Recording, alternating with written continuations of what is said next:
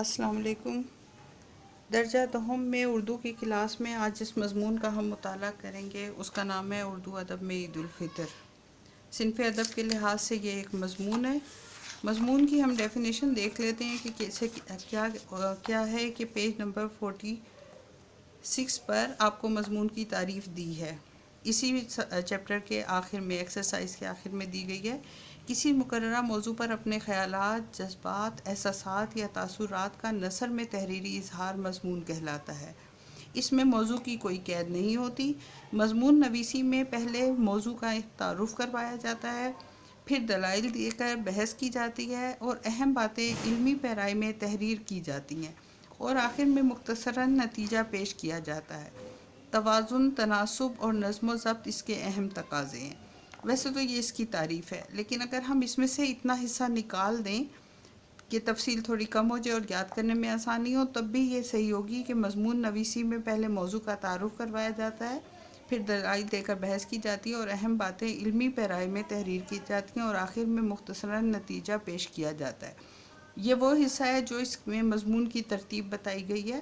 اگر ہم اس کو حذف بھی کر دیں تب بھی یہ تعریف مکمل اور جامع ہوگی، اور اس میں ہم نے جو حصہ بولڈ کرنا ہے کیونکہ خیالات، جذبات، احساسات یا تاثرات کا نثر میں تحریری اظہار، یہاں تک کا جو حصہ ہے اس کو ہم لازمی بولڈ کریں گے کیونکہ ہم نے اپنے خیالات، جذبات، احساسات یا تاثرات کا نثر میں تحریری اظہار جو ہے اسی کو ہی مضمون کہتے ہیں۔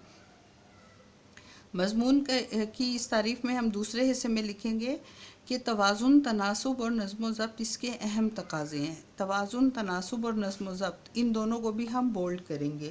ہم جب فیڈرل بورڈ کے پیپر چیک کرتے ہیں تو اس میں ہم بنیادی طور پر یہ دو باتیں ہی بہت زیادہ توجہ سے دیکھ رہے ہوتے ہیں کہ خیالات، جذبات، احساسات یا تاثرات کا نثر میں تحریری اظہار۔ یہ ان چیزوں کو غور سے دیکھا جاتا ہے کہ یہ تعریف میں لکھا گیا ہے یا نہیں، اور دوسرا توازن، تناسب اور نظم و ضبط، اس کو بھی ہم غور سے چیک کرتے ہیں کہ بچے نے اس چیز پر بھی فوکس کیا یا نہیں کیا۔ اگر آپ اس کو بولڈ کر دیں گے تو ایگزامینر کو چیک کرنے میں بہت آسانی ہوگی اور وہ بسہولت آپ کو نمبر دے دے گا۔ ہم اس تعریف کے بعد ہم دیکھیں گے کہ ڈاکٹر وحید قریشی جو ہیں جنہوں نے یہ مضمون لکھا ہے ان کا تعارف دیکھیں گے، یعنی ان کے حالات زندگی، ان کی ادبی خدمات اور اہم تصانیف جو ان کی ہیں ان کا جائزہ لیں گے کہ انہوں نے کیا کچھ تحریر کیا ہے۔ پیج نمبر 41 پہ ہم دیکھتے ہیں کہ ڈاکٹر وحید قریشی کا تعارف موجود ہے۔ اس میں سے ہر حصہ جو میں الگ الگ کروں گی یہ 2 نمبر کے سوال کے طور پہ آتا ہے، یعنی حالات زندگی اگر پوچھے جائیں تو وہ بھی 2 نمبر کے سوال ہوتے ہیں، ادبی خدمات اگر پوچھی جائیں تو وہ بھی 2 نمبر کا سوال ہے، اور اہم تصانیف بھی 2 نمبر کا سوال ہوتا ہے۔ یعنی اس میں تین سوال تو یہ بنیادی طور پر یہ پوچھے جاتے ہیں۔ اس کے علاوہ ایم سی کیوز پوچھے جاتے ہیں۔ ایم سی کیوز میں جیسے تاریخ پیدائش ہے، تاریخ وفات ہے، یہ میں نے پے اور واو لکھ کے یہ واضح کیا کہ یہ تاریخ پیدائش ہے، تاریخ وفات ہے، پھر جائے پیدائش، پھر اصل نام، پھر اگر کسی کی جائے وفات دی ہو، اگر یہ اصل نام ہے تو اس کا مطلب ہے کہ یہ کلمی نام ہے، تو یہ بھی ایم سی کیوز میں پوچھا جاتا ہے۔ پھر بعض اہم باتیں جیسے ان کو کون سا اعزاز کون سا دیا گیا، کون سے ایوارڈ دیے گئے، اگر اس کا ذکر کیا گیا ہو تو ہم وہ بھی لکھتے ہیں۔ جیسے یہ تمغہ برائے حسن کارکردگی اور صدارتی اقبال ایوارڈ عطا کیا حکومت پاکستان نے، تو ہم اس کا خاص طور پہ ایم سی کیوز میں ہم ان چیزوں کو یاد کرتے ہیں۔ آئیے دیکھتے ہیں کہ ان کے حالات زندگی کیا ہیں۔ Page number 41 first paragraph first line, جس میں ہم اس میں کوئی کمی بیشی بھی کر سکتے ہیں، اس قسم کی کمی بیشی جو ہمیں یاد کرنے میں آسانی ہو۔ یعنی دیکھیں میں نے کہا ہے کہ ڈاکٹر وحید قریشی کے والد، اب نام میں نے نہیں ان کا لکھا، ڈاکٹر وحید قریشی کے والد محکمہ پولیس میں ملازم تھے، ان کا تبادلہ ہوتا رہتا تھا، اس لیے ڈاکٹر صاحب کی اسکول کی تعلیم مختلف شہروں میں ہوئی۔ گورنمنٹ کالج لاہور سے بی اے آنرز کیا، اورینٹل کالج لاہور سے ایم اے فارسی کیا اور بعد ازاں پنجاب یونیورسٹی سے ایم اے تاریخ، پی ایچ ڈی فارسی اور ڈی لیٹ اردو کی ڈگریاں بھی حاصل کیں۔ یہ ڈی لیٹ کیا ہوتا ہے؟ جی ہاں، ڈاکٹر آف لٹریچر، یعنی پی ایچ ڈی کیا انہوں نے لٹریچر میں۔ اسلامیہ کالج گجرانوالہ میں تاریخ کے لیکچرار کی حیثیت سے ملازمت کا آغاز کیا، یعنی تعلیم کے بعد انہوں نے اپنا عملی زندگی میں جو قدم رکھا وہ کہاں سے کیا تھا؟ اسلامیہ کالج گجرانوالہ میں تاریخ کے لیکچرار کی حیثیت سے، تاریخ کا مطلب کیا ہے؟ ہسٹری کے لیکچرار کی حیثیت سے ملازمت کا آغاز کیا۔ پھر اس کے بعد ہم یہ بات بھی لکھیں گے کہ پنجاب یونیورسٹی میں مختلف مناصب پر فائز رہے۔ مناصب کہتے ہیں عہدے کی جمع، منصب کی جمع مناصب، تو پنجاب یونیورسٹی میں مختلف مناصب پر بھی فائز رہے، اس کا مطلب یہ ہوا کہ مختلف عہدوں پر رہے۔ یہاں بریکٹ میں یہ والی بات بتائی گئی ہے کہ وہ صدر شعبہ اردو رہے تھے، پرنسپل اورینٹل کالج لاہور رہے تھے، ڈین رہے تھے کلیہ علوم شرقیہ و اسلامیہ کے۔ تو یہ چیزیں اہم ہیں، لیکن یہ حالات زندگی میں لکھنے کی ضرورت نہیں ہے، یہ ایم سی کیوز میں ضرور پوچھی جا سکتی ہیں۔ اور پھر آخر میں ہم یہ لکھیں گے مقتدرہ قومی زبان اسلام آباد کے صدر نشین رہے۔ اس میں سے ہم ہائی لائٹ کر لیں گے تاریخ کے لیکچرار کو اور مقتدرہ قومی زبان اسلام آباد کے صدر نشین، اس میں صدر نشین کو ہم بولڈ کر لیں گے۔ یہ ان کے حالات زندگی ہو گئے فرسٹ پیراگراف میں سے۔ سیکنڈ پورا پیراگراف جو ہے یہ ان کی ادبی خدمات ہیں، ڈاکٹر وحید قریشی کی ادبی خدمات ہیں، یعنی انہوں نے زبان کے لیے اور ادب کے لیے جو کام کیا، جو ان کا سرمایہ ادب ہے وہ کیا ہے، وہ اس کے بارے میں اس میں ذکر کیا گیا ہے۔ آئیں دیکھ لیتے ہیں کہ وہ کیا ہے۔ ڈاکٹر وحید قریشی اردو اور فارسی زبان و ادب کے ایک اہم محقق اور نقاد تھے۔ محقق کہتے ہیں تحقیق کرنے والا، محقق کا مطلب ہوتا ہے تحقیق کرنے والا۔ نقاد کا مطلب ہوتا ہے تنقیدی نظر سے جائزہ لینے والا، یعنی جب کوئی ایک مضمون لکھتا ہے، کوئی شخص ایک مضمون لکھتا ہے تو دوسرا شخص اس کو پڑھتا ہے، اس کی اچھائی اور برائی کا اس لیے جائزہ لیتا ہے تاکہ وہ ادب کی دنیا میں اس تحریر کا معیار مقرر کر سکے۔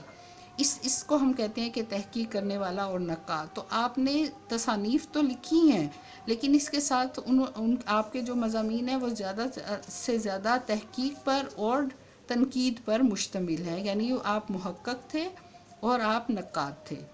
ان کا زیادہ تر سرمایہ ادب تنقیدی کتب پر مشتمل ہے۔ یہ وہی والی بات ہے جو میں آپ کو یہاں سمجھا چکی ہوں۔ اگرچہ وہ اردو اور فارسی میں شعر بھی کہتے تھے، لیکن ان کی بنیادی حیثیت محقق اور نقاد کی تھی۔ یہ بھی میں نے آپ کو یہاں پر بتا دیا۔ ان کے علمی اور ادبی کارناموں پر حکومت پاکستان نے انہیں تمغہ برائے حسن کارکردگی اور صدارتی اقبال ایوارڈ عطا کیا۔ یہ جو حسن کارکردگی کا ایوارڈ ہے، یہ ہمارا سب سے بڑا ایوارڈ ہے جو حکومت عطا کرتی ہے۔ حکومت پاکستان نے انہیں تمغہ میڈل کو کہتے ہیں، تمغہ برائے حسن کارکردگی یعنی پرائڈ آف پرفارمنس ان کو دیا گیا، اور صدارتی اقبال ایوارڈ عطا کیا۔ حکومت نے ان کی کاوشوں کو تسلیم کیا اور ان کی قدر کرتے ہوئے ان کو ان ایوارڈ سے نوازا۔ پھر ہم ان کی اہم تصانیف کا ایک جائزہ لے لیتے ہیں۔ ابھی یہاں مختصراً لکھا ہوا ہے، ہم نے کہا ہے کہ یہ ان کی اہم تصانیف ہیں۔ اہم تصانیف کا مطلب ہے یہ ان کی تمام تصانیف نہیں ہے، بلکہ تمام تصانیف میں سے جو اہم ہے صرف ان کا ذکر کیا گیا ہے۔ میں یہ اس لیے الگ الگ کروا دیتی ہوں آپ کو کہ بعض دفعہ بچے نام مکس کر دیتے ہیں، آدھی کتاب کا آدھا نام ایک ساتھ کسی دوسرے کے ساتھ ملا دیتے ہیں، اس لیے میں اس کو خاص طور پہ الگ الگ کرتی ہوں۔ ان کی تصانیف میں اساسیات اقبال، اساسیات اقبال کیا ہے؟ نمبر 1 نظر غالب، نمبر 2 کلاسیکی ادب کی تحقیقی مطالعہ، نمبر 3 اقبال اور پاکستانی قومیت، یہ نمبر 4 ہے، یعنی آپ اس کو اقبال الگ نہیں کریں گے اور پاکستانی قومیت کو الگ نہیں کریں گے، بلکہ اقبال اور پاکستانی قومیت یہ نمبر 4 ہے۔ مطالعہ ادبیات فارسی یہ نمبر 5 ہے۔ نمبر 6 پر ہے پاکستان کی نظریاتی بنیادیں، نمبر 7 پر ہے مقالات تحقیق، نمبر 8 ہے تنقیدی مطالعے، نمبر 10 اردو نثر کے میلانات، نمبر 9 اردو نثر کے میلانات، نمبر 10 مطالعہ حالی، اور نمبر 11 پر ہے میر حسن اور ان کا کارنامہ، میر حسن اور ان کا کارنامہ۔ یہاں تک یہ ایک ہی کتاب کا نام ہے، میر حسن اور ان کا کارنامہ، یہ نمبر 11 پر لکھا جائے گا۔ پیج نمبر 41 پر ہم پڑھ رہے تھے ڈاکٹر وحید قریشی کا پورا ہم نے تعارف پڑھا، ہم نے دیکھا کہ ان کی تاریخ پیدائش، تاریخ وفات کیا ہے، ان کی جائے پیدائش میاں والی ہے اور ان کا اصل نام عبدالوحید ہے۔ اگر اصل نام یہ ہے تو یہ اس کو ہم قلمی نام کہیں گے، ڈاکٹر وحید قریشی کو ہم ان کا قلمی نام کہتے ہیں۔ اس کے بعد ہم دیکھیں گے کہ مضمون کا جائزہ لیں گے۔ ہم نے اتنا حصہ کر لیا کہ ہم نے اصناف ادب دیکھا اور یہ اس کا ہم نے ڈاکٹر وحید قریشی کا تعارف کر لیا۔ اب ہم دیکھیں گے کہ اس مضمون میں کیا چیز بتائی گئی ہے۔ اس مضمون کو پڑھنے سے پہلے میں تھوڑا سا آپ کو یہ بتانا ضروری سمجھتی ہوں کہ ادب میں ہمارے اس کی ادب کی کوئی بھی قسم ہو، چاہے وہ نظمیں ہوں، چاہے وہ غزلیں ہوں، یا چاہے کوئی مضامین، ڈرامہ، افسانہ، یا آپ ٹی وی پہ جو ڈرامے دیکھتے ہیں یا فلمیں جو بنتی ہیں، یہ تمام ادب کی جو اقسام ہیں، ان سب کے اوپر ہمارے جو آس پاس جو کوئی واقعات وقوع پذیر ہوتے ہیں، جو اہم واقعات ہوتے ہیں، جو مسائل سر اٹھاتے ہیں، وہ سب ادب پر اثر انداز ہوتے ہیں۔ ظاہر ہے کہ جو مصنف ہوتے ہیں وہ بھی اسی معاشرے کے رہنے والے لوگ ہوتے ہیں، اور جو ان کہانیوں کو پڑھتے ہیں اور سنتے ہیں، دیکھتے ہیں، وہ بھی اسی معاشرے کے رہنے والے لوگ ہوتے ہیں۔ ان کے بھی ذہنوں پہ، ان کے دماغ پہ، ان کے دلوں پر ہر واقعے کا نقش ہوتا ہے۔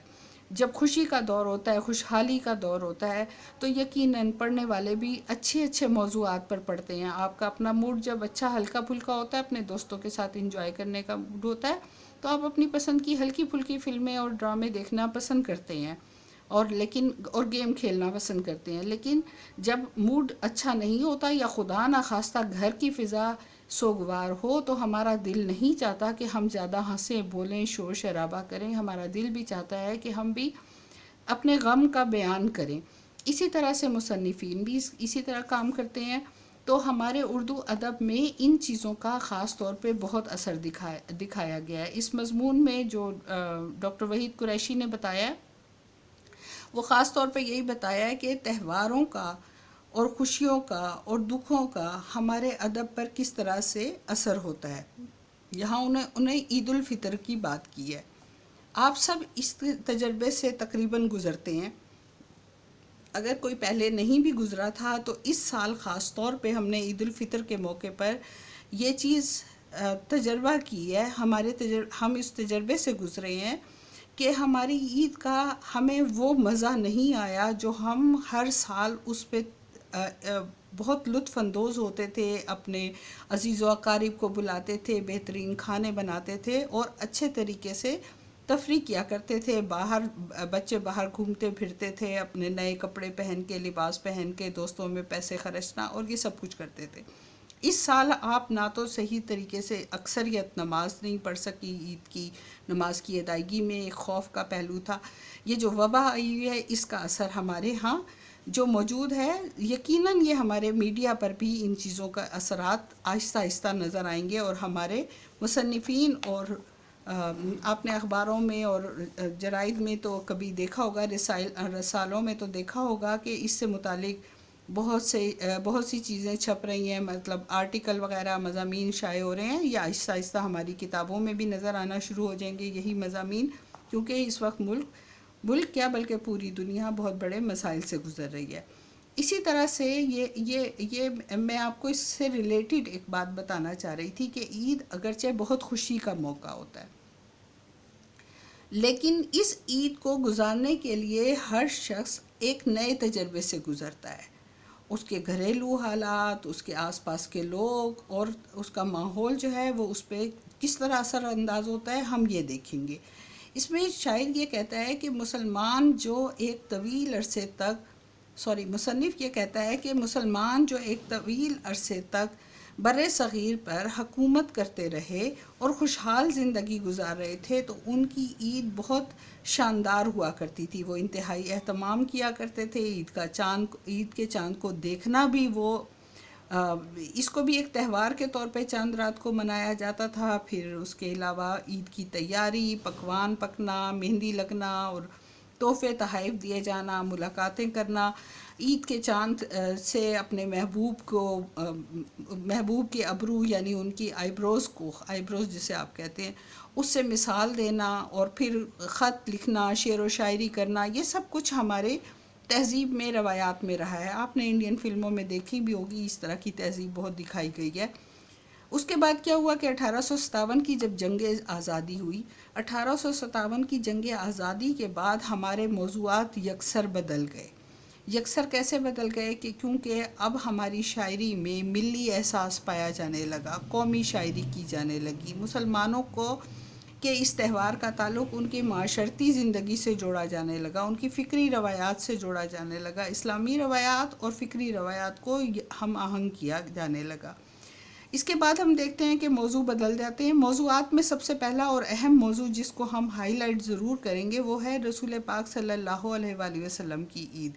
یعنی شاعروں نے اور مصنفین نے ہمیشہ سے عید کے مختلف موضوعات کو برتا ہے، جس میں یہ موضوع اہم رہا ہے. یعنی آپ صلی اللہ علیہ وآلہ وسلم کس طریقے سے عید مناتے تھے، اپنے آس پاس کے لوگوں کا کس طرح خیال رکھتے تھے، لوگوں کو کس طرح تاکید فرماتے تھے کہ وہ دوسروں کے لیے قربانی دیں، ان کے لیے ان کے حق ادا کریں، ان کو اپنی خوشیوں میں شامل کریں.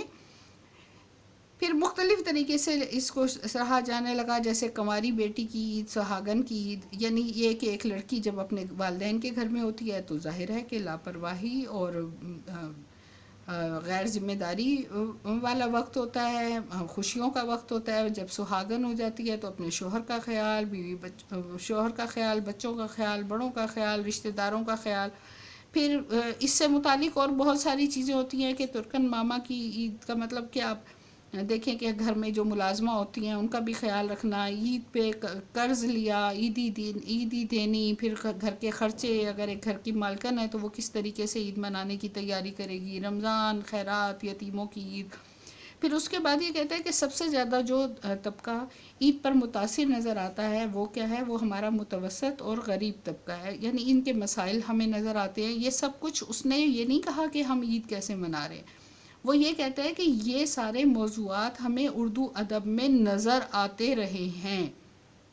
یہ سارے موضوعات اردو ادب میں ہمیشہ سے شامل رہے ہیں.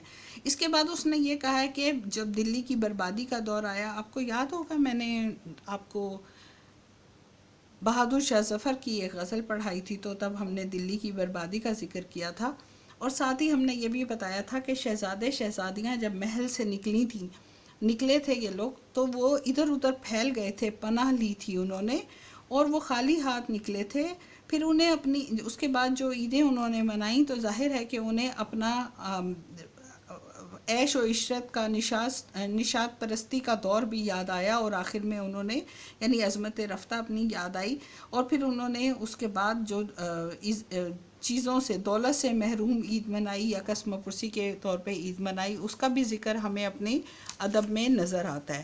اس کے علاوہ بہت سارے موضوعات ہیں، جیسے عظمت رفتہ کی یاد، یعنی کبھی مسلمانوں کی بہت بڑی حکومت، شاندار عظیم الشان حکومت ہوا کرتی تھی، اب وہ ختم ہو گئی، اس کا ذکر. پھر یتیم شہزادے کی عید، یعنی وہ شہزادے جو کہ یتیم بھی ہو گئے.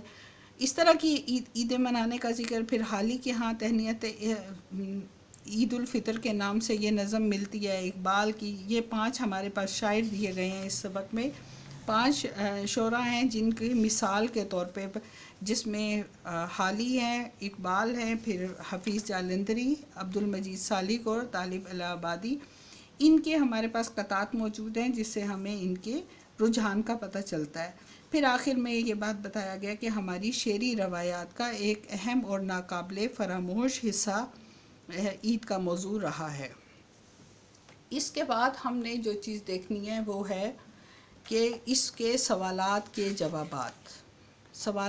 جوابات میں اگر آپ دیکھیں تو سوال کے جواب براہ راست اس میں سے آپ کو نکالنا ذرا مشکل لگے گا، کیونکہ یہ جس قسم کے سوال لکھے ہوئے ہیں اس کے جواب تلاش کرنا آپ کے لیے ایک مشکل کام تھا، لہٰذا میں نے ان سوالات کے جواب آپ کے لیے تحریر کر دیے تھے. جو سوال براہ راست مل جائیں گے وہ ہم کتاب میں سے مارک کر لیں گے، اور باقی جو رہ جائیں گے اس کو میں آپ کو اس میں سے بتا دوں گی. سوال نمبر 1، مشقی سوالات کا سوال number 1، page number 45، question number 1، درجہ ذیل سوالات کے مختصر جواب تحریر کیجئے. سوال نمبر 1 کا الف حصہ، اس کا جواب براہ راست نہیں دیا ہوا، کتاب میں 2-3 لائنوں میں سے منتخب کرنا تھا، لہٰذا میں نے آپ کے لیے تحریر کر دیا ہے۔ ڈاکٹر وحید قریشی کے مضمون تحریر کرنے کے آپ اگر انداز سوالات کے جواب دیکھنے سے پہلے دیکھ لیں تو آپ دیکھیں کہ یہ میں نے آپ کو اسی ترتیب سے کام کر کے دکھایا ہے۔ چیپٹر کا نام مشقی سوالات، پھر اس کا سوال نمبر 1 ہے، اور سوال نمبر 1 میں آپ نے یہاں پہ سوال ترتیب سے کرنے ہیں، وہی مارجن لائن ڈرا کی گئی ہے، مارجن میں کچھ بھی نہیں لکھا میں نے، الف ب جیم جو اصل ان کے نمبر دیے ہوئے ہیں کتاب میں وہی نمبر یہاں پر ڈالے ہیں، اور جس سوال کو میں نے مارکر سے تحریر کیا اور جو الفاظ اس میں مین حیثیت رکھتے ہیں جواب کی ان کو میں نے بولڈ کرنے کی کوشش کی ہے، اور کوشش کریں کہ نیٹ کام بھی کیجئے، میری لکھائی پہ نہ جائیے گا، اپنی رائٹنگ اچھی رکھیے گا۔ مشقی سوالات، سوال نمبر 1 الف، دیکھیں یہ لکھا ہوا ہے عید الفطر کا ہمارا تہذیبی اور دینی زندگی سے کیا تعلق ہے۔ میں نے مختصراً سوال لکھ دیا ہے۔ ڈاکٹر وحید قریشی کے مضمون کے مطابق ہماری تہذیب ہمارے دینی اصولوں پر مبنی ہے۔ یہ تہوار مسلمانوں کے لیے اللہ تعالیٰ کی طرف سے صبر کا انعام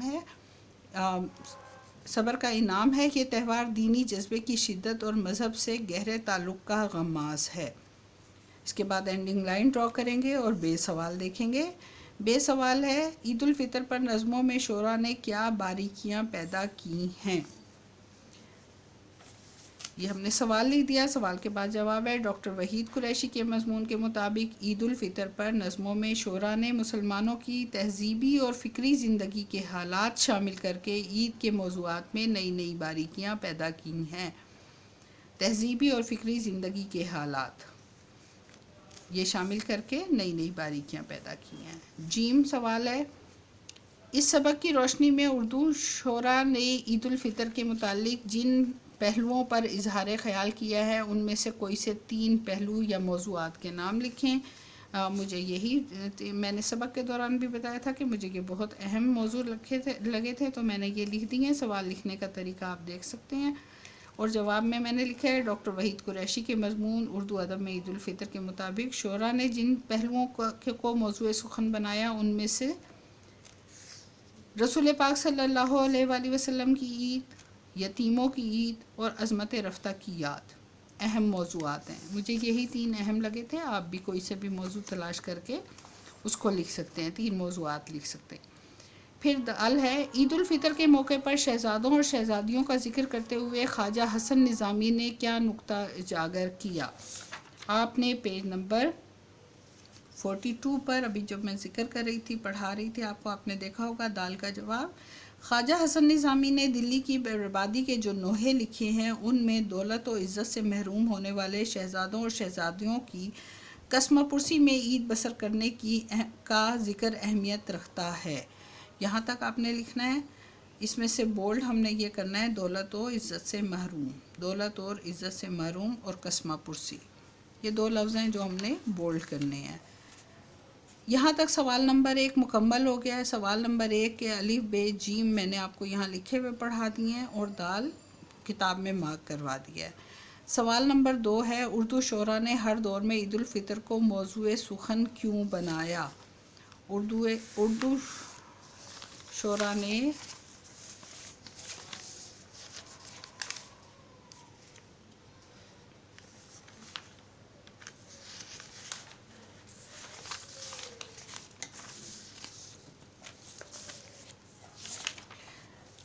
سوال نمبر 2 کا جواب ہے پیج نمبر 42۔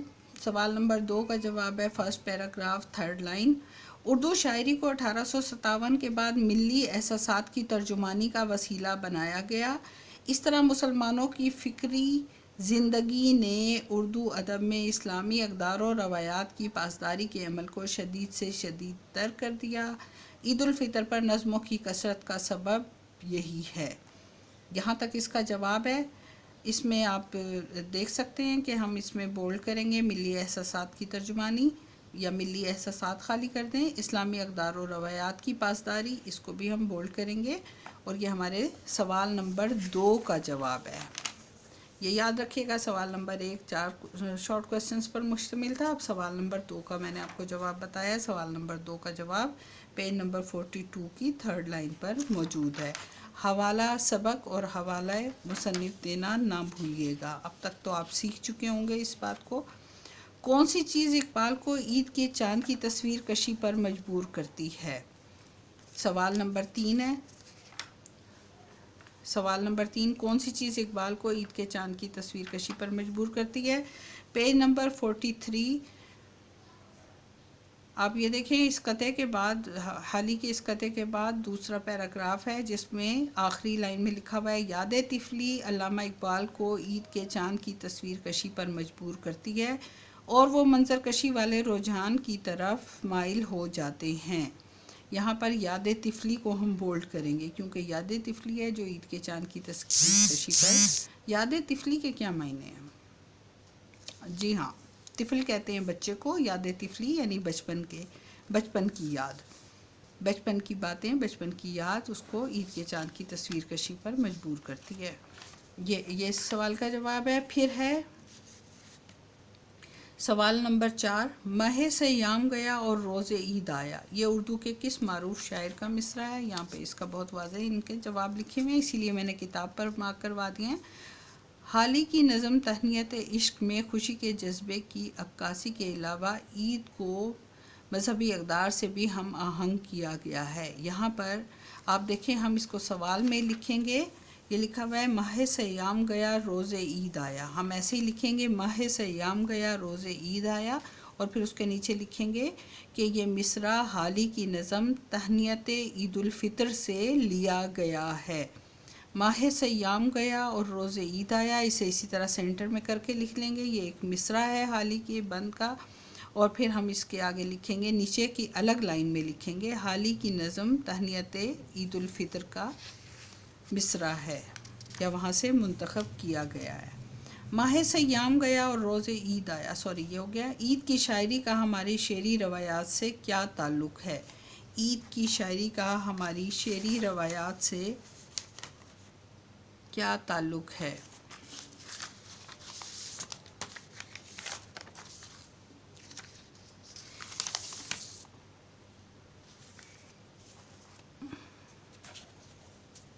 اس کا سوال نمبر 5 کا جواب یہ دیکھیں، عید کی شاعری کا ہماری شعری روایات سے کیا تعلق ہے؟ اس کا جواب پیج نمبر 44 اور 5 کی یہ آخری لائن ہے۔ 5 کا جواب یہ ہے، عید کی شاعری ہماری شعری روایات کا ایک اہم اور ناقابل فراموش حصہ ہے۔ عید کی شاعری